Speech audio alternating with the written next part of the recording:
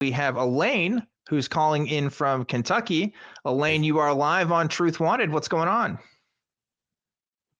Hey guys.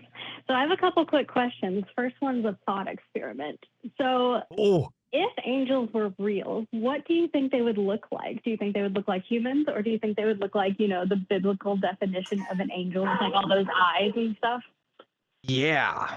This is another thing that's very confusing because okay, getting to some nerd stuff for a second here. There's different words that are used for angels in the Bible that don't all describe the same thing. So obviously when we talk about like the Nephilim, for example, that's like a completely different thing from like the New Testament angels who appear to be just like regular dudes. But then also, as you're talking about the multi-eyed thing, I believe that's Ezekiel's description of an angel is like where they have all the eyes and there's the crazy wings and stuff. There's also a prophecy in the book of Daniel that talks about these different kinds of creatures. So there's never really been like one depiction of these things. It kind of doesn't make sense. It seems like everybody's really okay with just like the people looking ones because I don't know, maybe that's more comfortable.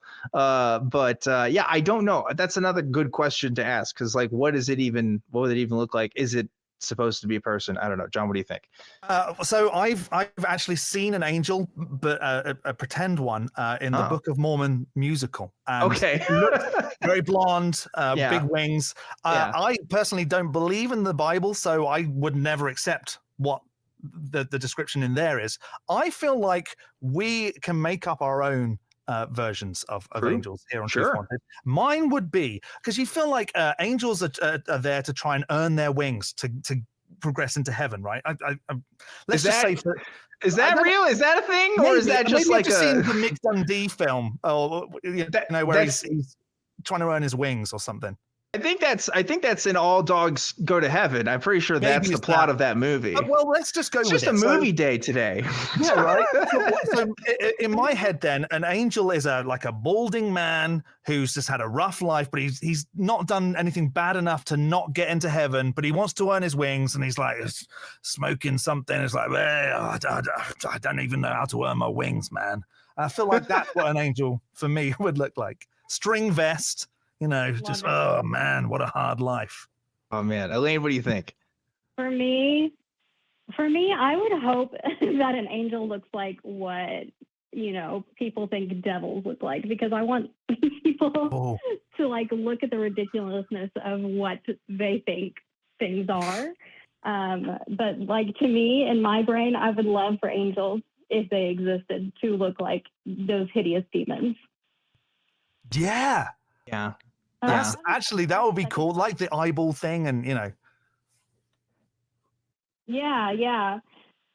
So my second question, I live in the Bible Belt in Kentucky, so I have a lot of friends and family who believe in angels.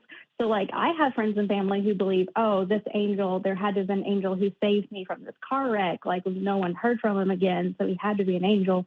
And then I've got family members who are like, my angels were protecting me because they gave me a good parking spot. You know what I mean? Yeah. And I don't know how to respond to that kind of stuff. Like, what do you guys do or say to that kind of thing? Or like, what would you say? If it were me, I had something really awkward happen where like I had a discussion with a coworker the other day, where they were like, I think vaccines like kind of messed up my kid, basically, is what he was saying. Like, I think the vaccines, and it's one of those, I see that in a similar vein where it's like, okay, I want to be like kind of professional because it's somebody I work with, but also I vehemently disagree with this position, right? Angels is a little bit more kind of out there, but like, I think the best way to approach situations like this is just genuinely asking questions in just like, not an interrogative way, but an interrogative, not interrogative, in a sort of like an informative way. Like, oh, you think an angel like helped you? Like, why do you think it was an angel that helped you? Or what was it about that experience that led you to believe that angels, it doesn't have to be so formal, but like, I just think even asking questions and letting people think about it is probably more than what most people would do. Because most people, when they hear that, they're like, oh, okay, that's weird. And they just move on. They don't really talk about it. Just talking about it, I think, really will kind of open people's eyes. But you can't, lead a horse to water, right? Can't make them drink it. You don't try to be like, oh, angels aren't real and you should stop believing in them, right? Because that's not going to help either. I think the best you could do is just give them a space to let themselves ask questions about a situation like that. And I don't know, you might be surprised, but I don't know. That's my take. What do you think, John? I'm with you there, Dan, but I think you could almost take it a slightly different way and just say it depends completely on the situation and how well you know the person. If you have a good relationship with them, then bring up some fun experience. You gave us one when you came on about what angels would look like. Why not ask them what would happen if we took the angel out of the equation? How would you then explain it? What could be another way of explaining this? And that is often quite a good way to make people think, actually, yeah, it could have been that I just got lucky and found a parking spot that was close to the store I wanted to go in. So, that's another good way of approaching it. But I mean, it all depends, because if it's just a random person coming up to you, I would go, oh, cool, and then be off going to get some chocolate. Yeah, that's true. You don't want to there's definitely an element there. But what would a car accident look like where an angel didn't help, right? Mm-hmm. Or can people survive car accidents without the help of angels? And if they can, how do we know that an angel was there? I don't know. There's just ways that you can look at it and not be too confrontational, too nasty, but just curious.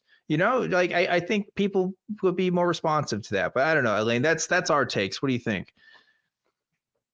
Yeah, I think that's excellent. That's an excellent advice, because honestly, I have been so stuck in a way to respond to these people. And usually I just laugh it off or change the subject. But I think that's an excellent point to start getting people to ask, or start asking questions, getting people to think, because I don't know. I feel so awkward. It's mainly family members that I've had dealt with this. So obviously I don't want to be confrontational. I don't want to say, well, you're wrong. There is a cool way of using they're great. Yeah, and there's a cool way of using a scale as well, of how confident they are that it was this that explains it. So give them a scale of 1 to 10 or 1 to 100 of how confident they are that it was an angel that stepped in this situation. And rarely will you get 100 or 10, depending on the scale. You'll quite often get I'm about 90%. Well, but then in those instances, if they do say 100 or the full amount, say, well, what would it take to bring that down to a 90 or an 80 or and that's just another good way of just making them think, okay, that it's just fun thought experiments. So that might be a good route to try as well. I love that. Thank you guys so much. Yeah, of course. Anything else on that, Elaine? No, I think that's good. I think that's all I got on the topic of angels. All right, sounds good. Well, if you have your friends want to talk to us as well on this show, that's another option that I would suggest to. And I would say that to anybody. Hey, if you don't want to talk to them, just make us do it. We'll do it every week. So that's another thing to consider. But I will say this. One of a very popular point of my journey and people talk about is I had a conversation with a guy called Anthony Magnabosco several years ago when I was a college student, and I had that conversation for 30 minutes with him on the street, and he asked me questions that I think are great examples of what you can ask with people, because the conversation I had is just not a conversation you have with people every day. And he asked me stuff that some people might be uncomfortable with asking. And I think, Elaine, if you ask some of these questions, you're probably doing that person a bigger favor than you might think. You don't have to completely change their mind, but just giving them a space to explore some of those thoughts. You may be giving them something that nobody else has actually ever given them the chance to do. So I would encourage you as an incentive to even ask these questions, more so than just, for your own awkward avoidance, but rather to engage in the topic and, explore that. But anyway, Elaine, thanks so much for calling. Yeah. And, hope that was good takes, good advice, I guess, on our part.